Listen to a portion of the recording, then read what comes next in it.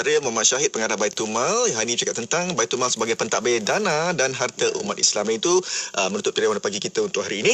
Okay. Dan kita jumpa esok untuk warna pagi berikutnya. Yati sama untuk kawasan aspirasi 10.1. Ya, macam itu. Assalamualaikum warahmatullahi wabarakatuh. Rancangan Bual Bicara itu tadi telah dibawakan khas kepada anda oleh Majlis Agama Islam Selangor. Saya ada dengar sekarang ni asyik sebut siswa. Sekarang ni siswa tu apa ya? Siswa tu sistem wasiat dan hibah MAIS yang terkini bagi pengurusan pembahagian harta. Bagus sistem siswa tu. Lebih mudah, pantas dan patuh syariah. Jadi, bolehlah kita urus wasiat dan hibah sekarang hanya dalam talian di MAIS. Oh, efisien MAIS ya. Jom daftar siswa segera. Mudah urus wasiat dan hibah kita. Layari siswa.mais.gov.my. Inspirasi, Inforia, Islam, semuanya di IKIM.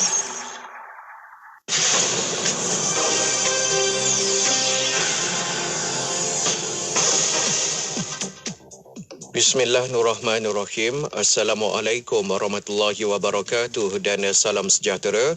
Bersama saya Ahmad Nazari Muhammad Yusof dalam berita IKIM. Umat Islam diseru agar menghayati sirah kelahiran Rasulullah SAW dengan membudayakan sunnah baginda dalam kehidupan seharian. Justru Sultan Kedah Al-Aminul Karim Sultan Salihuddin Sultan Malaysia bertitah amalan sunnah akan mendatangkan kelapangan dalam kehidupan kerana ia bersifat komprehensif, memiliki keseimbangan dan bersifat realiti dengan segala yang berkaitan manusia seperti keperluan dan keinginan mereka. Baginda bertitah demikian pada majlis sambutan Mendur Rasul peringkat negeri di Alor-Star Kedah semalam. Hospital Bacok di negeri Kelantan yang dalam kerja-kerja pembinaan dijangka beroperasi sepenuhnya pada tahun depan. Ketika menyampaikan ucapan pada majlis penyerahan projek Tebatan Banjir Hospital Raja Perempuan Zainab II di Kota Baru Kelantan, Menteri Kesihatan Hari Jamaluddin berkata pembinaan hospital itu merupakan usaha pihak kerajaan dalam meningkatkan lagi tahap kesihatan penduduk di kawasan Bacok. Pembinaan Hospital Bacok merangkumi wad 76 katil, pejabat pentadbiran, kafeteria, perkhidmatan pesakit luar dan kemudahan lain seperti kuartus kaki tangan, kawasan letak kereta, surau, bangunan sokongan seperti rumah, sampah dan loji rawatan air. Seramai 1,300 pelajar cemerlang tajaan Majlis Amanah Rakyat MARA dihantar melanjutkan pengajian ke luar negara pada tahun ini. Untuk itu, jelas Menteri Pembangunan Luar Bandar Datuk Seri Mazli Khalid, agensi tersebut dianggarkan membelanjakan antara RM600,000 dan RM1.2 juta bagi tajaan seorang pelajar. Beliau menyatakan perkara itu ketika berucap pada mini karnival aspirasi keluarga Malaysia Felkra yang diadakan di Kolej MARA Banting, Selangor. Sekian sahaja berita IKIM untuk edisi 10 pagi ini. Berita seterusnya bakal kudara pada pukul 12.30 hari ini. Assalamualaikum warahmatullahi wabarakatuh dan teruskan kesetiaan anda bersama IKIM Inspirasi Inforia Islami. Laporan berita tadi dari sumber bernama Kapsul Masa. Pada 3 Oktober dalam tahun 2014, program Bicara Zulhijjah bersamamu di Firdaus telah dirasmikan oleh Al-Fadhil Ustaz Muhammad Zaidi bin Ramli, Ketua Penolong Pengarah Bahagian Pengurusan Dakwah Jabatan Agama Islam Wilayah Persekutuan Jawi di Masjid Negara Kuala Lumpur. Sesi ceramah disampaikan oleh Yang Berusaha Profesor Dr. Haji Muhammad Kamil bin Ibrahim yang merupakan pakar motivasi dan penulis tersohor. Beliau berkongsi detik awal penghijrahan selepas menunaikan ibadah umrah pada tahun 2006. Menerusi sesi ceramah bertajuk Bersamamu di Firdaus, beliau juga berkongsi kepentingan menghayati dan memperbanyakkan amalan sepanjang masa hidup yang masih berbaki. Sesungguhnya, perkongsian bersemangat beliau yang lahir daripada hati amat terkesan ke hati para peserta yang hadir. Yang Berusaha Profesor Dr. Haji Muhammad Kamil juga menerbitkan buku bertajuk Travelog Haji Mengubah Sempadan Iman yang menceritakan penghijrahan beliau. Petikan fakta ini disediakan oleh Seksyen Dokumentasi dan Penerbitan Arkib Negara Malaysia.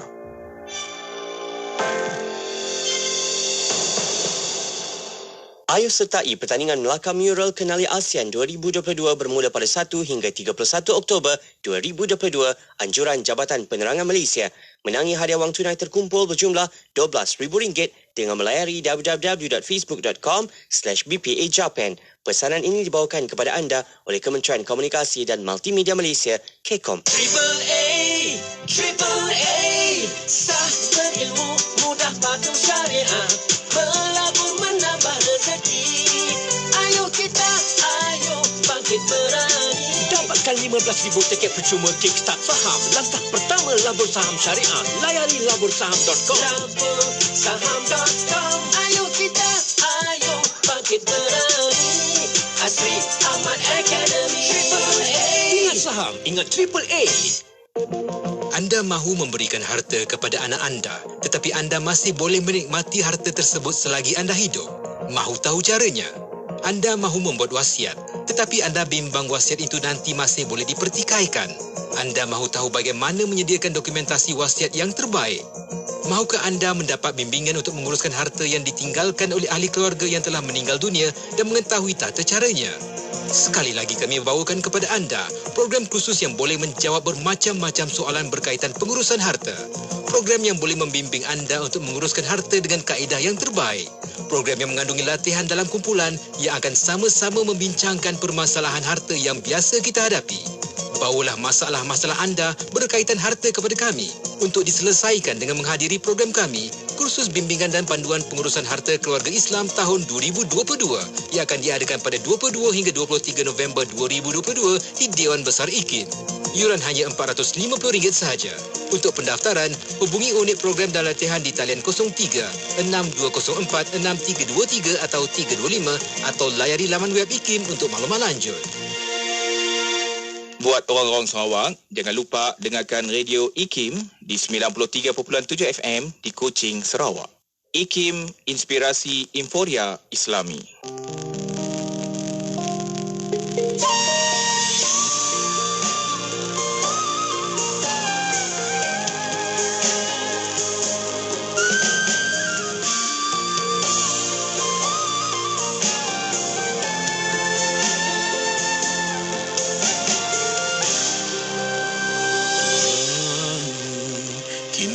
Datang lagi bersama lelumpur dosa.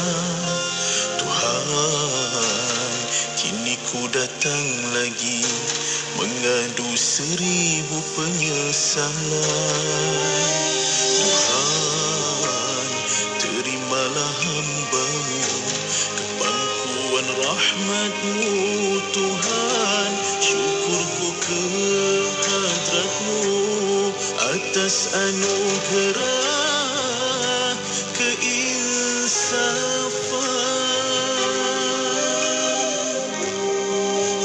Terimalah taubatku, ya Tawwab ya Rahim. Izinkan daku menagih maghfirah-Mu, ya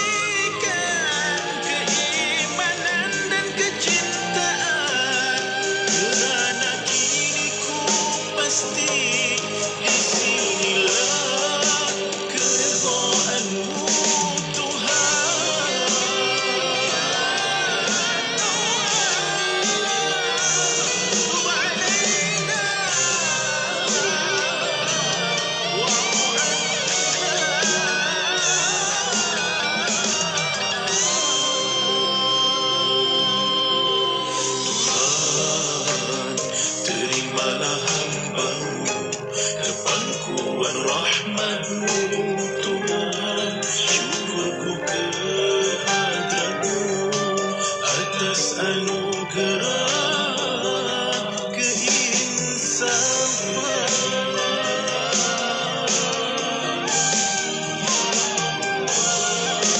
Terimalah taubatku, ya Tawwab ya Rahim. Izinkan daku menagih maghfirah-Mu ya Azim. Ku dambakan agar taufik-Mu terus memimpin, kerana diriku masih perlukan bimbingan. Ku bermohon semoga Ia kan berkekalan, kerana diriku masih banyak kelemahan.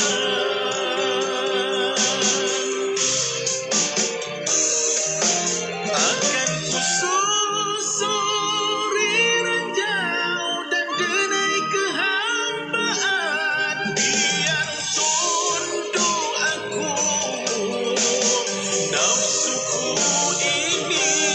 Akan ku buktikan keimanan dan kecintaan, kerana kini ku pasti di sinilah keredaan-Mu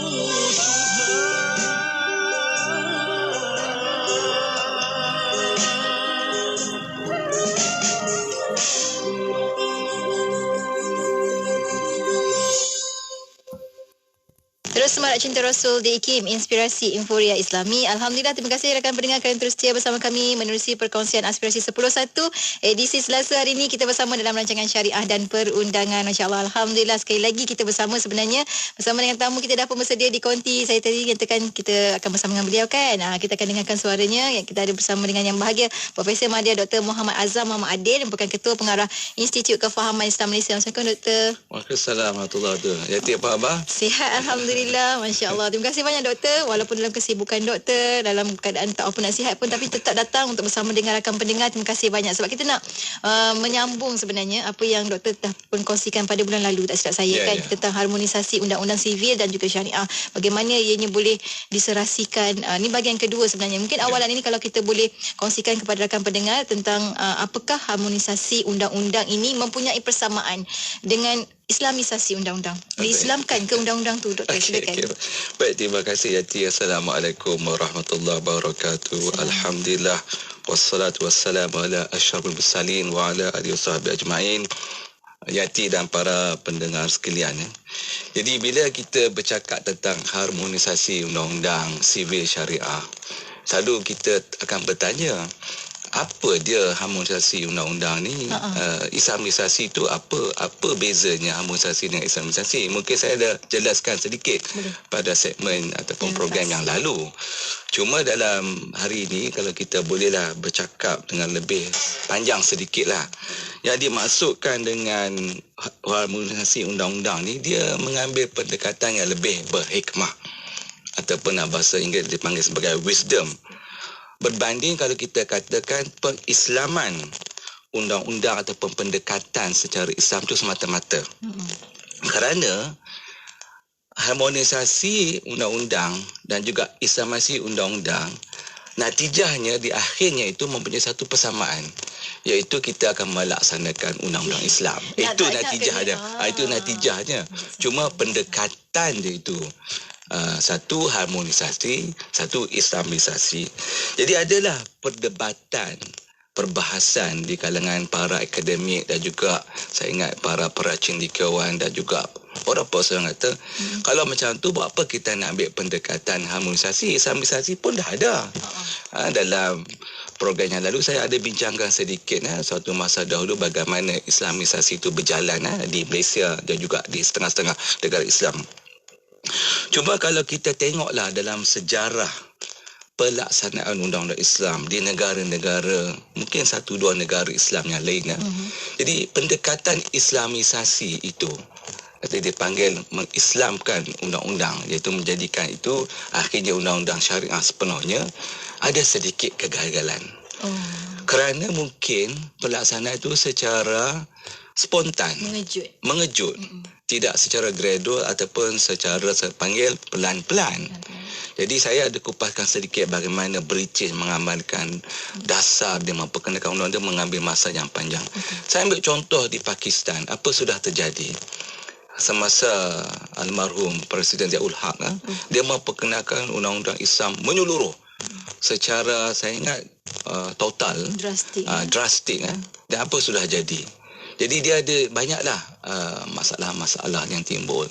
Begitu juga di Sudan, walaupun masih lagi ada pelaksanaan, tapi ada permasalahan-permasalahan yang berlaku.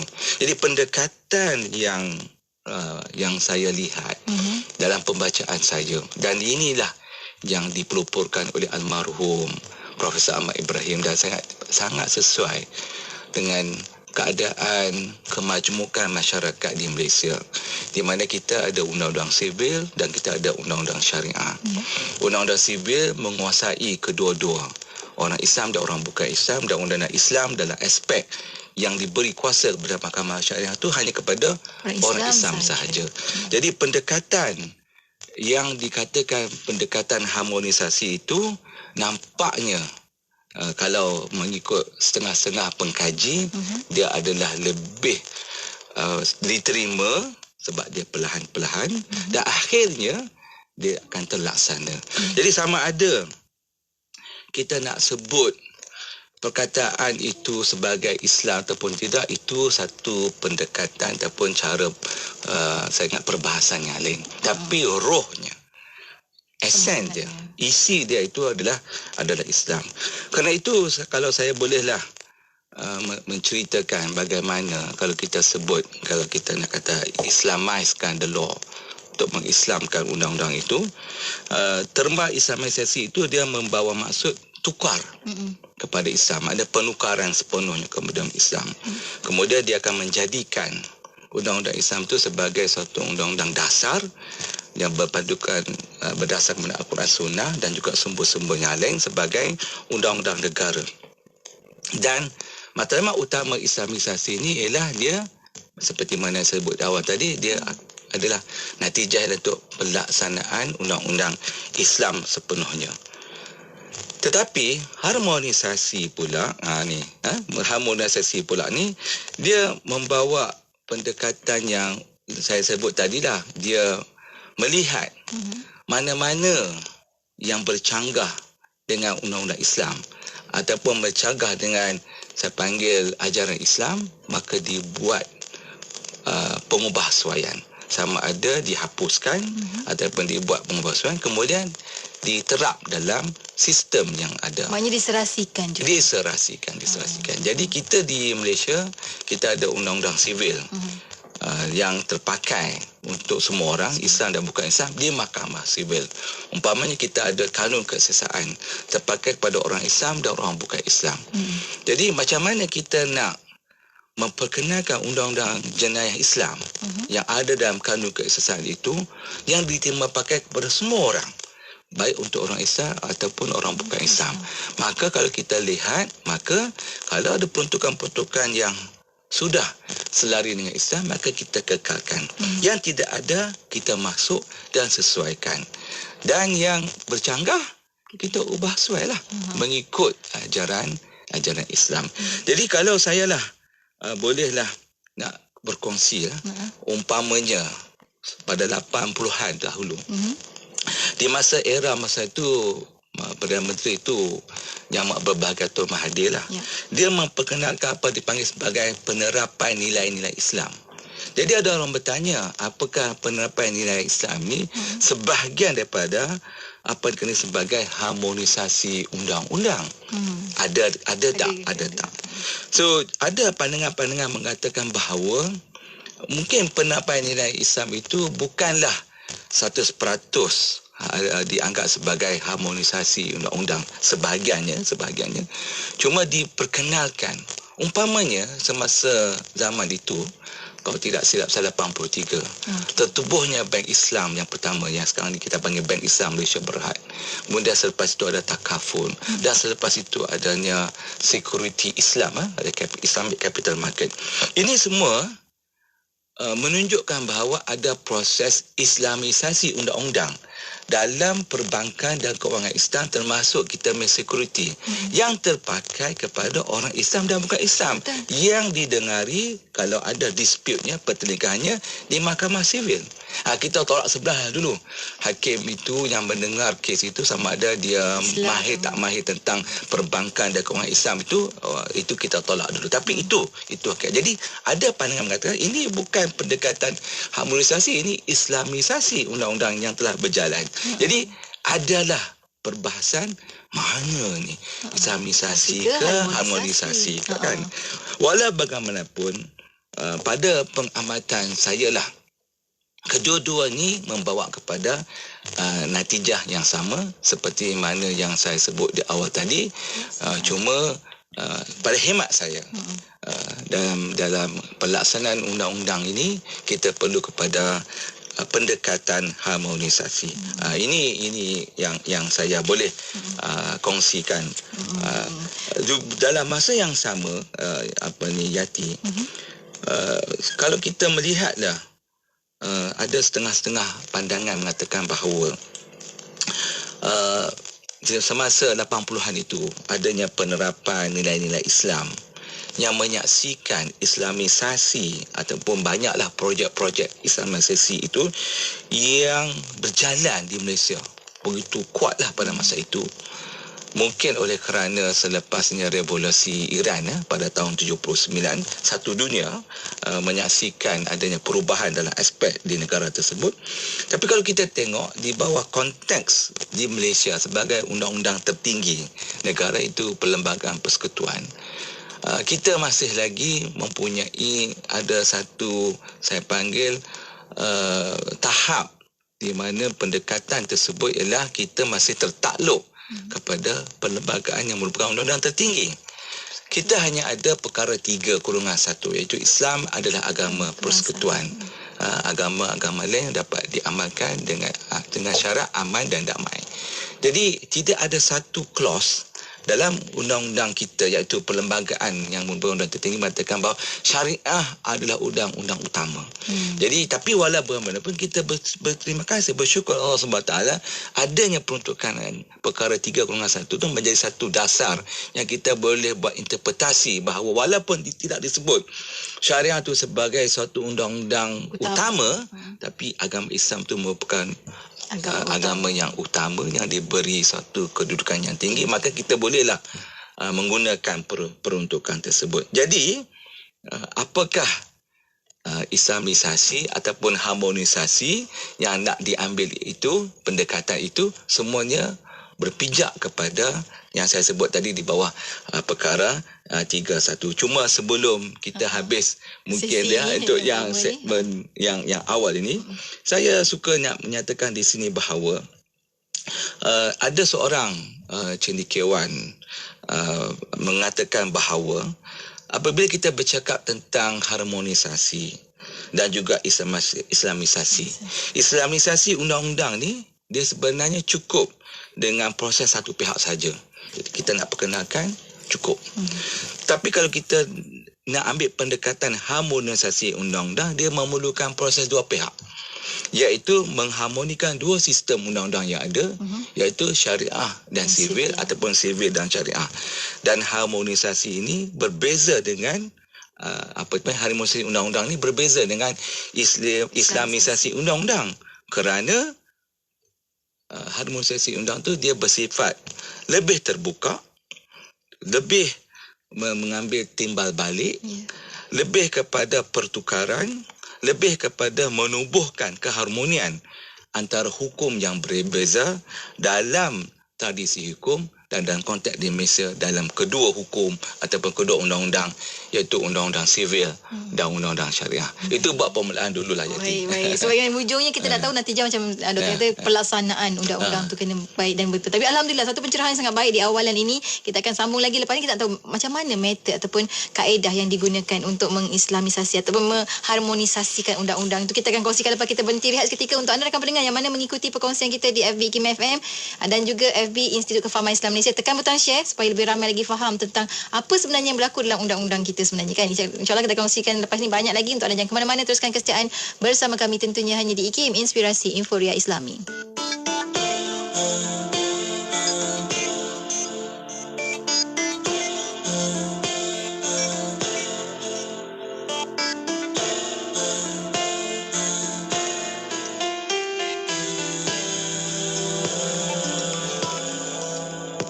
طلع البدر علينا من ثنيات الوداع وجب الشكر علينا ما دعا لله داعي طلع البدر علينا من ثنيات الوداع وجب الشكر علينا ما دعا لله داعي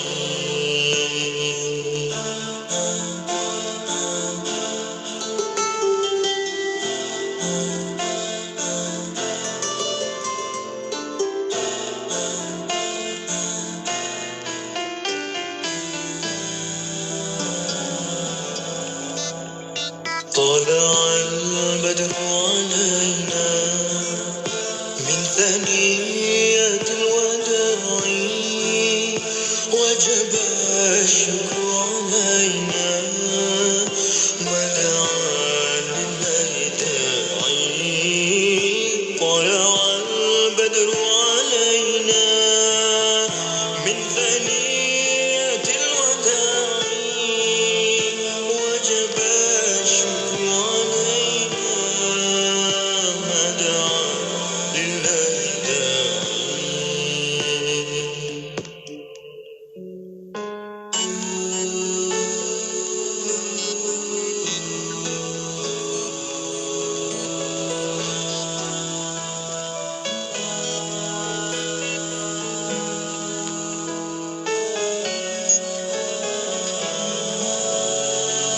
طلع البدر علينا من ثنيات الوداع وجب الشكر علينا ما دعا لله داعي طلع البدر علينا من ثنيات الوداع وجب الشكر علينا ما دعا لله داعي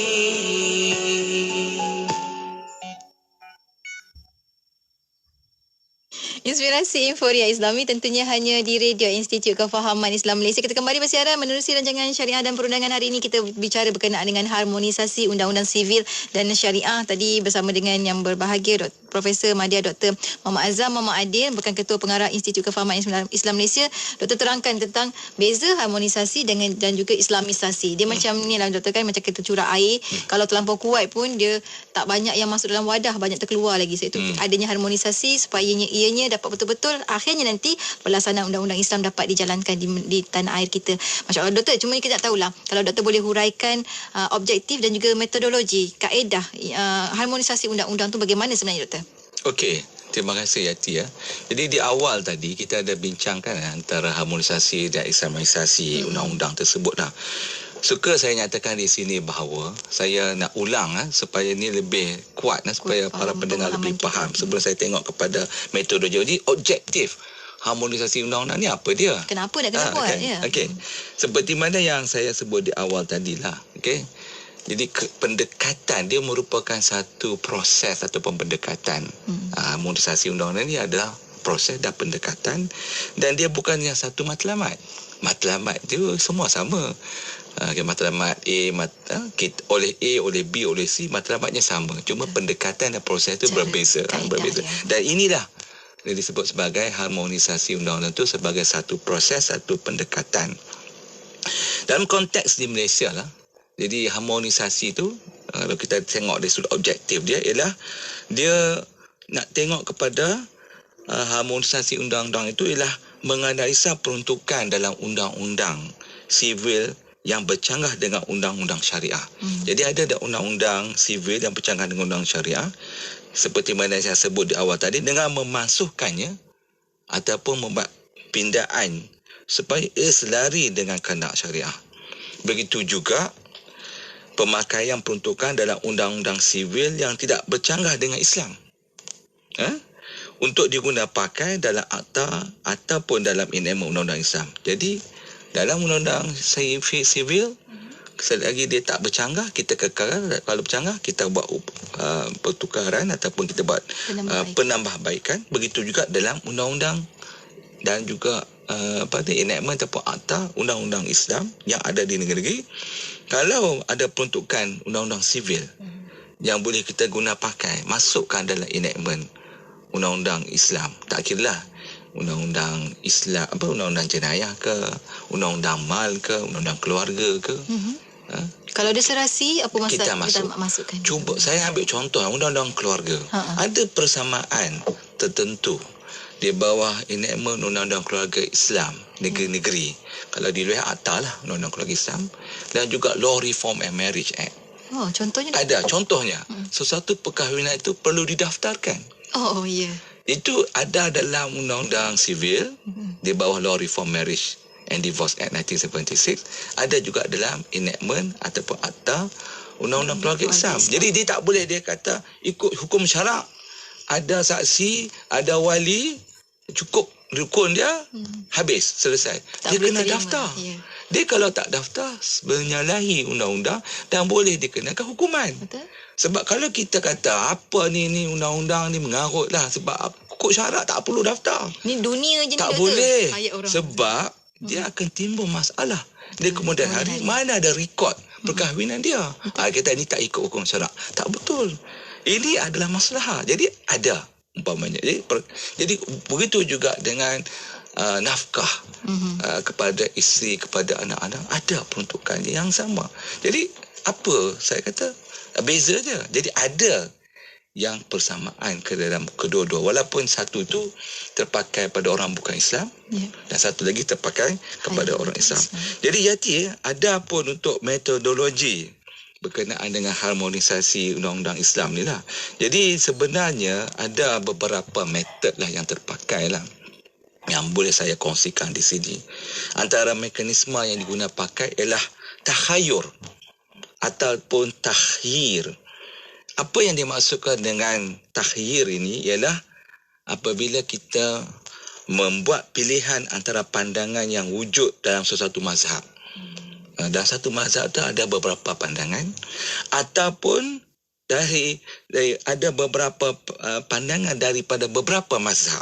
Okey, bagi tujuan pembentukan suatu undang-undang ataupun kita nak menguatkuasakan undang-undang. Maknanya kita membuat pilihan antara pandangan dalam satu mazhab ataupun kita mengambil satu pandangan daripada beberapa mazhab yang ada, maka kita ambil dan kita kuatkuasakan, kita takninkan, kita jadikan dia sebagai undang-undang. Jadi kalau kita tengok dalam sejarah, umpamanya semasa kerajaan Osmaniyah, bagaimana mereka mengkodifikasikan undang-undang sivil yang dikenali sebagai The Majallah ataupun Majallatul Ahkam Al-Adliyah. Kalau bahasa Inggeris panggil The Majallah.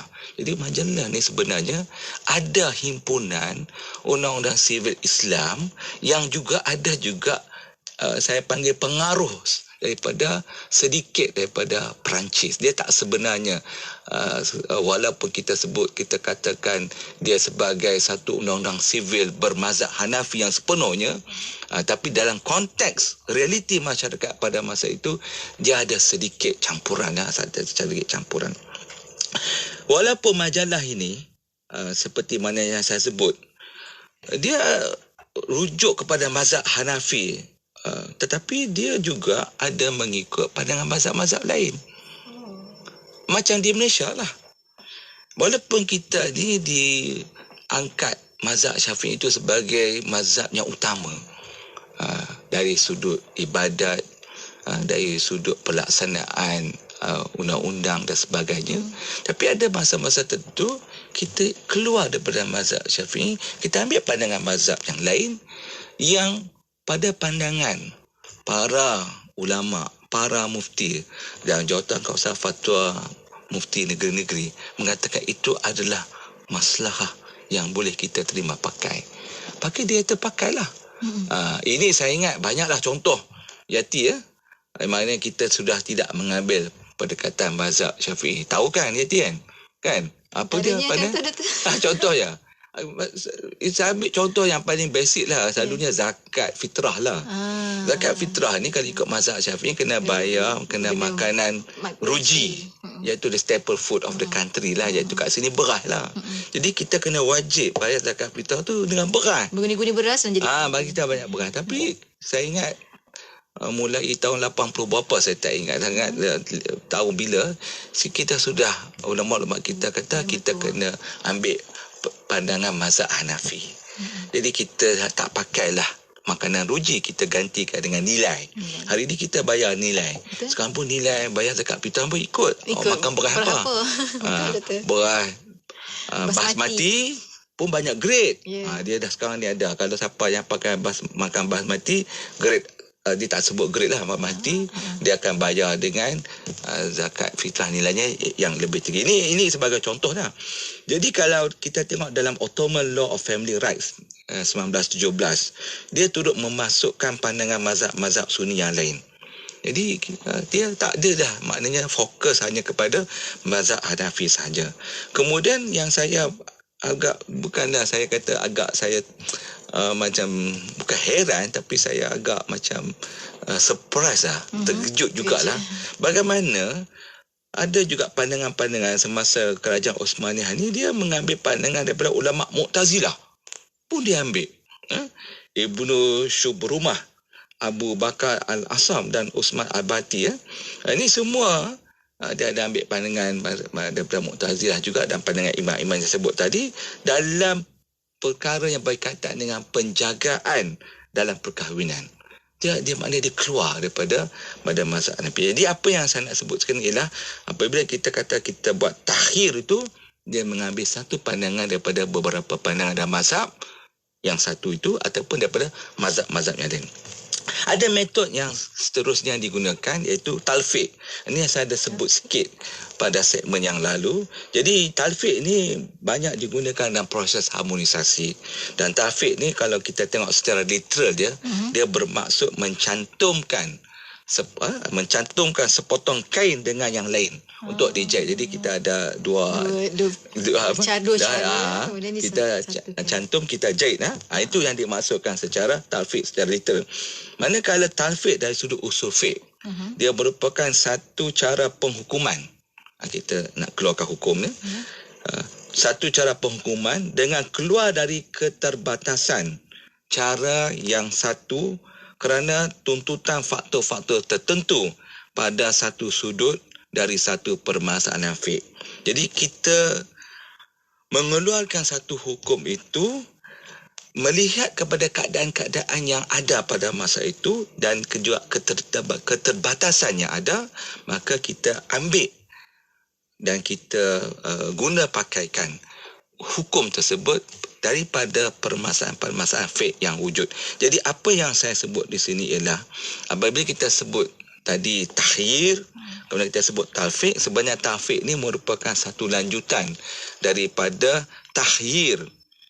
Kalau takhir itu menekankan pemilihan suatu pandangan ulama tanpa membuat sebarang perubahan terhadap pandangan tersebut, dia ambil satu daripada satu mazhab ataupun ambil satu daripada pelbagai mazhab.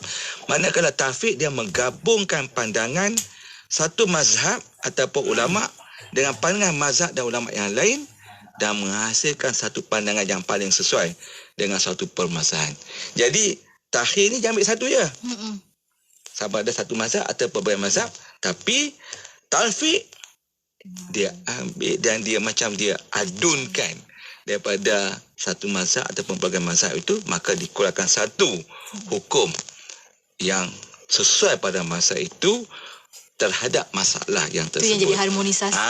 Dan inilah saya kata metod yang digunakan dalam harmonisasi. Jadi kalau kita tengok dah dalam aspek ini, tafiq ini telah digunakan dalam sistem perundangan moden negara-negara Islam. Seperti penggubalan Addiction Wakaf Law 1947, lama dah. Syrian Law of Personal Status 1953 dan juga Tunisian Law of Personal Status 1956. Ini sebagai contoh bagaimana mereka mengambil pendekatan tersebut. Jadi apa yang digunakan, itu metod yang digunakan ini sebenarnya sesuai digunakan dalam perharmonian undang-undang sivil dan syariah. Dan mestilah dia itu mengikut nature undang-undang dan keperluan masyarakat. Dengan mengambil perkara-perkara yang saya akan sebut di bawah. Jadi kalau kita nak mengharmonikan undang-undang sivil dengan undang-undang syariah mengikut nature yang ada, maka kita kena ambil beberapa perkara-perkara yang akan saya sebut di sini. Yang pertama sekali, pengharmonian undang-undang sivil dan syariah yang dikhususkan dalam bidang muamalat sahaja. Sosial. Ini kerana perkara yang berkaitan dengan ibadat dan akidah tak boleh kita nak mengharmonisasikan lagi. Betul. Maksud ibadat di sini ada yang mengatakan bahawa ialah ibadat solat umpamanya. Ini ada pandangan yang berkata sedemikian. Yang kedua, metodologi perbandingan dah diambil bagi mengenal pasti bidang yang perlu diharmonisasikan antara undang-undang Islam dan undang-undang sivil. Jadi apa dia metodologi perbandingan yang nak diambil itu? Yang ketiga, memandangkan bahawa undang-undang syariah berlandaskan wahyu. Asas wahyu, ia tidak boleh disamakan dengan undang-undang sivil yang berlandaskan undang-undang positif. Ini bila pelaksanaan undang-undang tersebut yang diterima pakai pada satu tempat itu dan mengikut kesesuaian masa, maka dikanunkan undang-undang tersebut. Ini sebagai undang-undang positif. Ini kerana tujuan sebenar perharmonian undang-undang adalah untuk melaksanakan syariah, bukan untuk melaksanakan undang-undang positif. Itu yang ketiga. Yang keempat, etika dan tuntutan rukun Islam yang tidak boleh dikompromi. Malah sesuatu undang-undang itu tidak boleh bercanggah dengan prinsip sejagat seperti keadilan, kesaksamaan dan lain-lain. Jadi kalau ada undang-undang yang kita nak harmonisasikan itu melanggar prinsip sejagat seperti keadilan, kesaksamaan, maka kita tak boleh ambil pendekatan tersebut. Yang kelima, dengan menggubal undang-undang tersebut, ia hendaklah berpegang teguh kepada maqasid syariah. Mana maqasid syariah itu penting. Menjadi tiang utama. Jadi tak boleh kita lari daripada maqasid syariah. Ini saya ingat dalam platform yang lain lah. Ruangan yang lain kita boleh bercakap lah tentang maqasid syariah ni. Yang keenam, dalam memilih undang-undang syariah yang relevan, ia hendaklah mengambil pandangan majoriti fuqaha. Tadi ingat tadi? Tahyir tadi. Kemudian daripada tu tafiq tu yang dia berasal pada tahyir tadi, ada pandangan-pandangan. Maka dalam hal ini kita mestilah mengambil pandangan majoriti fuqaha. Pandangan yang minoriti boleh tak kita ambil? Boleh tak kita ambil pandangan minoriti? Jadi kalau baik, kalau betul. Jadi pandangan minoriti boleh dipertimbangkan dalam perkara-perkara yang dianggap penting dan perlu bagi masyarakat, dan dia punya dia punya very good point di sini ialah masalah. Apa masalah dia? Kebaikan masyarakat. Jadi balik kepada tadilah maqasid tadi. Jadi boleh kita ambil pandangan minoriti, tapi kepentingan masalah untuk ummah setempat itu. Dan yang akhir sekali, yang ketujuh ni, pengharmonisasi undang-undang hendaklah diserahkan kepada pakar undang-undang syariah dan sivil. Jadi bila kita nak kata nak ada harmonisasi undang-undang, kita tak boleh hanya orang pakar undang-undang syariah saja. Ya. Dia tak harmoni. Ataupun kita hanya nak ambil pakar undang-undang sivil, tak boleh. Dia mesti ada orang kedua-dua yang ada pakar undang-undang syariah, ada orang pakar undang-undang sivil, ataupun ada seorang itu dia mempunyai kepakaran kedua-dua. Jadi ini adalah lebih baik. Jadi tak boleh kita letak salah satu saja. Dia mesti ada kombinasi kedua-dua mereka yang mempunyai kepakaran kedua-dua bidang ataupun mereka seseorang individu yang mempunyai kepakaran kepada kedua-dua bidang tersebut. Jadi dalam hal ini bila kita ada kombinasi kedua-dua undang-undang ini, maka kita dapat buat ijtihad. Maka terlaksanalah undang-undang yang saya panggil dapat diterima pakai untuk orang Islam dan orang bukan Islam. Dalam konteks ini, saya suka membawa contoh bagaimana Jawatankuasa Harmonisasi Undang-Undang di peringkat Bank Negara yang melihat kepada Undang-Undang Perbankan, Kewangan dan Sekuritasi Islam itu berjaya menghasilkan suatu undang-undang yang saya ingat kalau tidak pun sepenuhnya kita dapat terima 100%, tapi saya ingat secara rohnya kita dapat selesaikan. Cuma kita ada masalah lah daripada Undang-Undang Perbankan Kewangan Islam ni. Kita ada juga yang kaitan dengan isu-isu yang berkaitan dengan akta syarikat, kepada akta kontrak dan undang-undang yang berkaitan. Sebab dia tak boleh duduk dengan sendiri. Maka itu juga perlu kepada harmonisasi undang-undang untuk kita melihat yang mana yang bercanggah dengan syariah itu, kita ubah suai supaya dia selari dengan Islam. Itu dululah Yati. Doktor, saya terlintas soalannya. Adakah bila kata harmonisasi, dia mulalah harmonisasi kemudian dia akan jadi Islamisasi juga, doktor? Okey. Bagus juga soalan tersebut. Jadi bila kita kata tadi kan, bila kita ambil pendekatan harmonisasi, akhirnya natijah dia tu undang-undang itu akan menjadi undang-undang Islam. Jadi mungkin ada orang mengatakan bahawa dengan adanya pendekatan harmonisasi, nanti di akhirnya sudah Islamize. Undang-undang itu sudah diislamkan. Itu betul. Betul. Sebab kita pada perbankan Islam tu lah kita lihat sekarang ni kan macam dah diislamisasi juga kan. Cuma tadilah saya disebut di awal tadi, kalau kita ambil pendekatan Islamisasi undang-undang saja, dia akan terkejut. Tanpa kita mengambil pendekatan harmonisasi, dia mungkin agak, dialah macam dia sebut, dia terkejut sikit lah. Dia terkejut sikit. Jadi manusia ni, kalau kita tahu kita selalu bercakap, selalu memperingati, dia lama-lama dia akan masuk. Lama-lama dia akan masuk. Duk dengar apa ni, oh ni suara Yati ni. Sebab tiap-tiap hari duk dengar. Orang tahulah ni suara Yati. Tapi kalau dia sekali-sekali dengar, dia tak tahu ni suara siapa. Jadi kita dah tiap-tiap hari dengarkan. Begitu juga dalam undang-undang ni. Maknanya kalau kita tiap-tiap hari kita memperkenalkan benda tu sikit, lama-lama orang pun, oh ini je. Tapi saya tak pernah dengar lah orang yang faham tentang falsafah undang-undang Islam itu, kalau dia tahulah bahawa falsafah undang-undang itu menegak keadilan, yang mahukan keadilan. Bila sebut kita keadilan itu, dia lebih luas daripada takrifan dalam bahasa Inggeris sebagai justice. Bukan justice itu dia agak ada limit dia, tapi kalau keadilan dia bersifat sejagat. Dia bersifat sesuatu yang tepat pada tempat. Jadi dan inilah yang dibawa oleh undang-undang Islam. Dia nak menegakkan keadilan. Ya, masya-Allah. Ni doktor, satu soalan terakhir doktor ni, soalan terakhir ni untuk sama-sama kita kongsikan juga, sebab tadi doktor dah sebutkan tentang perlembagaan persekutuan adalah undang-undang tertinggi negara.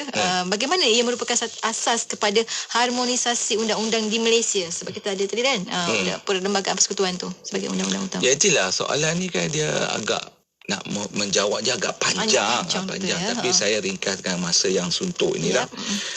Sebenarnya seperti mana yang saya sebut di awal lah, bila kita nak mengambil approach pendekatan harmonisasi ni, kita tak boleh larilah daripada kita apa yang ditinggalkan oleh British dia. British ni saya mungkin dah banyak kali cakap lah, the smartest penjajah lah. The smartest lah. Kalau saya cakap betul, dia ada smartest.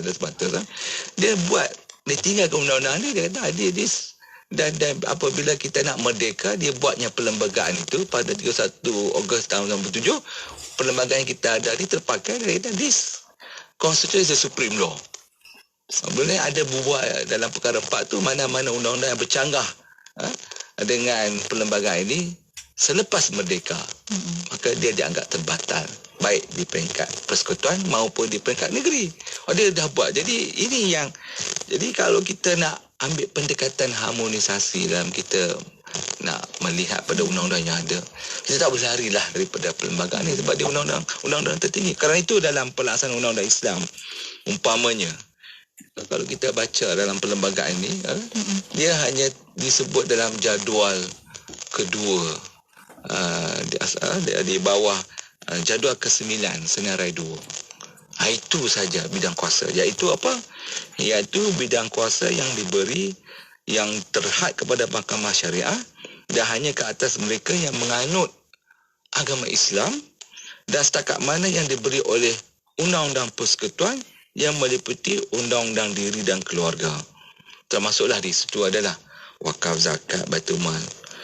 Dan kalau dia melewati bidang jenayah pun, hanya setakat mereka kesalahan yang dianggap dipanggil bercanggah dengan perintah agama tersebut, dia against the precept of Islam. So the interpretasi against the precept of Islam tu agak meluas. Maka dalam hal ini kita tahulah, saya ingat saya dah banyak kali sebut dalam ruangan yang lain bahawa kita ada Akta Mahkamah Syariah Bidang Kuasa Jenayah tahun 65, bidang 84 yang membentukkan bidang kuasa jenayah Mahkamah Syariah 356. Itu 3 tahun penjara, RM5,000 dan 6 kali sebatan, dan kemudian dipindah tahun 89 untuk diterima pakai di Sabah dan Sarawak. Kemudian kita ada perkara 74/2 perlembagaan yang beri kuasa kepada setiap Dewan Undangan Negeri membuat undang-undang seperti yang termaktub dalam jadual ke-9 butiran 1 senarai 2 senarai negeri. Dan ini seperti mana sebutlah, maknanya dikhususkan untuk kesalahan-kesalahan yang dilakukan oleh orang Islam yang bertentangan dengan ajaran Islam dan mengadakan hukuman terhadap kesalahan-kesalahan tersebut. Jadi tak boleh keluar daripada itu. Jadi pendek cerita, bagaimana dalam konteks di Malaysia, kita ada kesalahan-kesalahan jenayah umum seperti mencuri, merompak, merogol, membunuh. Peruntukan ini semua dalam kanun kesesaan. Dan bidang kuasa diberi kepada mahkamah sivil. Sedangkan kita tahu dalam pengajian kita undang-undang jenayah Islam, kita ada cerita mencuri. Ada peruntukan. Kita ada cerita merompak, kita ada cerita membunuh dan sebagainya. Jadi macam mana ni kita nak buat? Dewan Undangan Negeri pula tak boleh buat undang-undang yang sudah ada bidang kuasa itu yang telah diberi di bawah persekutuan, di bawah senarai 1, yang diberi kuasa di bawah mahkamah sivil. Jadi tadi merompak, mencuri itu di bawah senarai 1 dalam jadual ke-9. Ini untuk mahkamah sivil, bidang kuasa persekutuan. Jadi macam mana kita nak mengharmonisasikan perkara ini? Maka kita melihatlah undang-undang Islam, umpamanya enakmen jenayah syariah negeri-negeri yang ada, yang mana peruntukan tersebut yang telah kita guna pakai sekarang. Kemudian kita tengok dalam kanun kesesaan yang mana yang kita boleh gunakan, yang boleh kita terap masukkan dalam enakmen kesesaan jenayah syariah, kita masukkan selagi mana dia tidak bercanggah dengan peruntukan perlembagaan. Dalam masa yang sama, kita boleh juga ambil peruntukan dalam enakmen jenayah syariah negeri-negeri ke dalam sivil yang mana dia tidak bercanggah. Sebabnya, saya nak bagi contohlah di sini. Umpamanya kesalahan mencuri.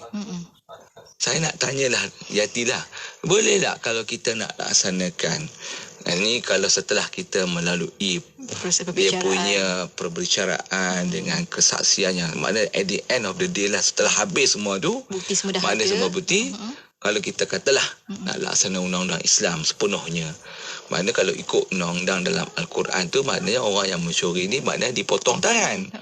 Cuma nak potong tangan ni, dia ceritanya panjang kan?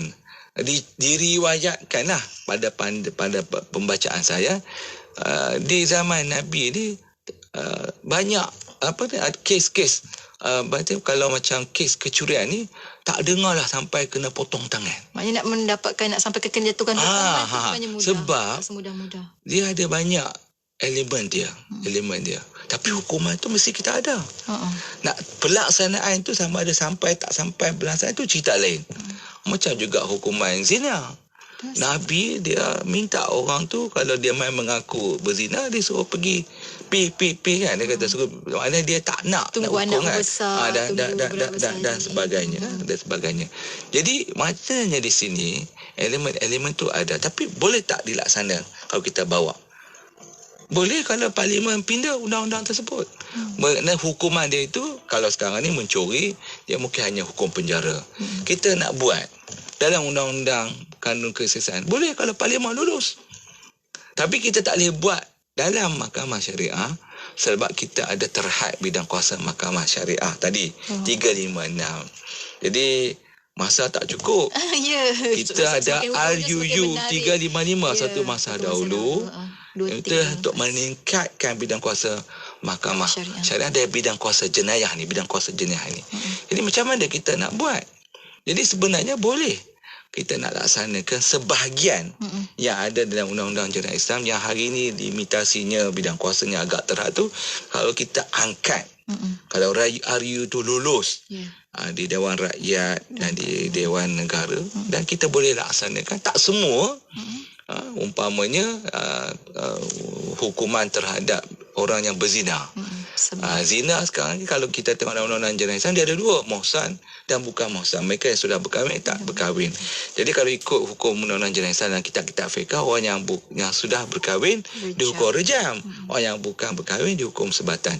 Tapi dalam hal ini kalau kita nak laksanakan di mahkamah syariah dengan adanya pindaan rang undang-undang ini, kita mungkin boleh laksanakan hanya satu hukuman, iaitu sebat satu kali. Sebab kita tak boleh hukum bunuh.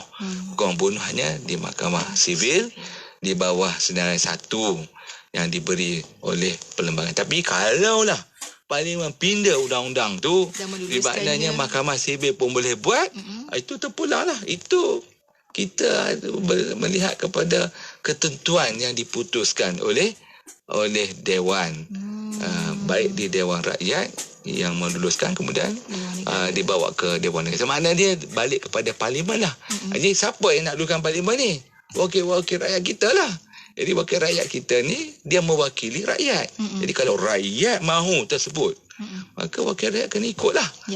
Jadi inilah saya kata tidaklah mustahil kita dapat melaksanakan undang-undang Islam itu dalam kerangka dalam kanun keesaan maupun dalam kerangka yang sedia ada, kalau kita dapat mengambil pendekatan harmonisasi. Akhirnya dengan masa yang sudah berbaki ini, apa yang saya nak sebut di sini adalah lebih baik sekiranya peruntukan yang tidak memenuhi kehendak hukum syarak, kita pindah ataupun kita masuk di dalamnya yang akhirnya pemakaian Undang-Undang Jenayah Islam itu dapat kita terima, umpamanya dalam kanun keesaan tersebut yang terpakai pada orang Islam dan bukan Islam.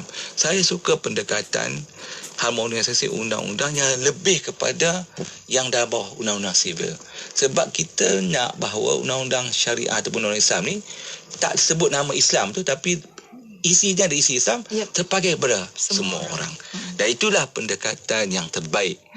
Kalau kita boleh lihat, mungkin tak boleh mungkin kita tak dapatlah nak laksana dalam masa terdekat, tapi prosesnya pelan-pelan, usahanya dah ada. Jadi saya tak boleh nak bincang panjang pasal aspek harmonisasi perlembagaan itu sebagai salah satu pada dia punya panduan supaya kita tidak lari daripada perlembagaan. Itulah kita mengambil pendekatan harmonisasi undang-undang. Begitulah Yati. Menarik doktor. Terima kasih banyak doktor bawakan tajuk ini supaya kita sama-sama dapat berfikir. Satu perkara kita dapat belajar sesuatu tentang undang-undang. Kedua-dualah undang-undang sivil dan juga undang-undang syariah, dan keduanya kita tahu bagaimana sebenarnya nak mengharmonisasikannya, kerana natijah nanti hujung tu kita nak ada pelaksanaan undang-undang Islam di negara kita, insya-Allah. Terima kasih banyak doktor untuk perkongsian pada hari ini. Sampai kita bertemu lagi lain masa, insya-Allah doktor. Assalamualaikum doktor. Waalaikumsalam. Dan untuk anda rakan pendengar, teruskan kesetiaan bersama kami tentunya hanya di IKIM, Inspirasi Inforia Islami. Bersedekah sebungkus roti tidak menjadikan kita miskin, tidak juga menjadikan kita hidup susah. Sebungkus roti inilah cara kita menjadikan kehidupan warga Palestin, Syria dan Yaman menjadi lebih baik. Ayuh kita membantu dengan sebungkus roti buat Palestin, Syria dan Yaman melalui kempen Bread for Love, anjuran aman Palestin. Layari laman web www.jommenyumbang.com untuk maklumat lanjut. Bangkit, berjuang bersama. Permohonan adalah dipelawa daripada warga negara Malaysia yang berkelayakan untuk mengisi jawatan penerbit rancangan radio grade B41 di Institut Kefahaman Islam Malaysia.